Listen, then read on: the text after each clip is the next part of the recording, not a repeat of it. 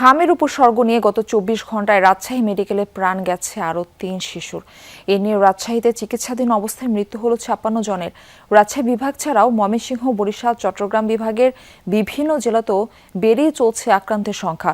আক্রান্তদের মধ্যে বেশিরভাগই শিশু। হামের প্রকোপ ছড়িয়ে পড়ায় উদ্বেগ দেখা দিয়েছে অভিভাবকদের মাঝে। এদিকে চতুর্থ দিনের মতো দেশের ১৮ জেলার ৩০ উপজেলায় হামের টিকা দেয়া হয়েছে। টিকা পাচ্ছে ৬ মাস থেকে ৫৯ মাস বয়সী শিশুরা। সরকারের এই কার্যক্রম চলবে আগামী ৩ সপ্তাহ। তাছাড়া যে শিশুরা এরই মধ্যে হামে আক্রান্ত তাদের ভিটামিন এ ক্যাপসুল খাওয়ানো হচ্ছে।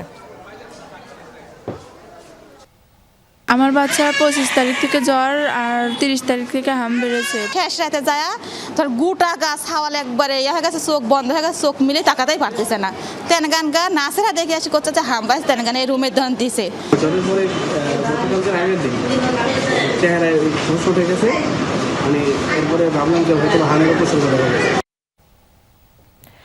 বরিশালে হামের পরিস্থিতি সম্পর্কে জানবো। যুক্ত হচ্ছেন সহকর্মী কাউসার হোসেন। কাউসার, বরিশালে হামের প্রাদুর্ভাব এখন কেমন দেখছেন? হাসপাতালে নতুন করে কোনো রোগী ভর্তি হয়েছে কিনা, আর চিকিৎসকরা রোগীদের বিষয়ে কি বলছেন?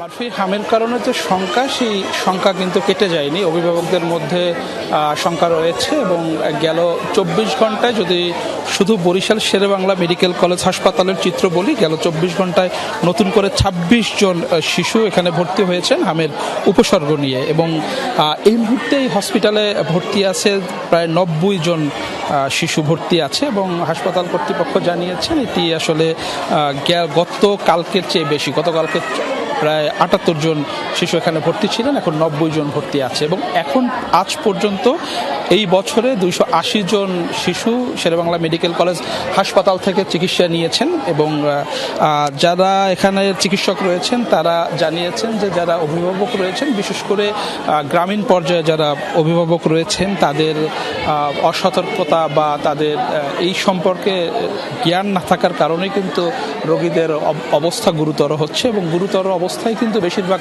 শিশুদের এই শেরেবাংলা মেডিকেল কলেজ হাসপাতালে ভর্তি করা হচ্ছে। বা আমরা দেখেছি যারা ভর্তি আছেন তাদের বেশিরভাগই কিন্তু জ্বর আছে, পাতলা পায়খানা এবং অনেকের কিন্তু শ্বাসকষ্ট হচ্ছে। এবং পাশাপাশি স্বাস্থ্য বিভাগ জানিয়েছেন যে তাদের বরিশাল বিভাগের যে ৪টি উপজেলায় যে টিকা কার্যক্রম রয়েছে সেটি চলমান রয়েছে। তারা চেষ্টা করছেন এই প্রাদুর্ভাব কাটিয়ে ওঠার। মারফি। কাউসার, আপনাকে ধন্যবাদ জানাচ্ছি।